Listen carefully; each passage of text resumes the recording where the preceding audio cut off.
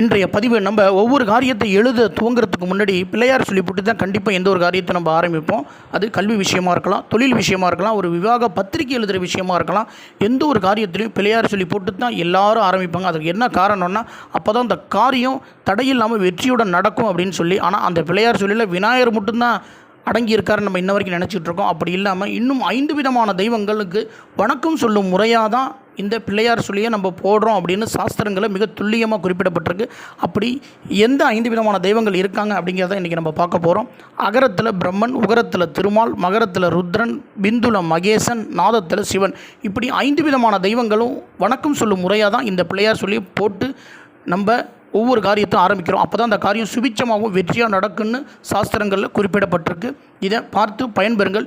இது போன்ற ஆன்மீக வீடியோக்கள் அனைத்தையும் பார்ப்பதற்கு நம்முடைய ஓம் டெம்பிள் வேல்டு யூடியூப் சேனலை லைக் பண்ணுங்கள், ஷேர் பண்ணுங்கள், சப்ஸ்கிரைப் பண்ணுங்கள். அருகில் உள்ள பெல் பட்டனை ப்ரெஸ் பண்ணி ஆல் அப்படிங்கிற ஆப்ஷனை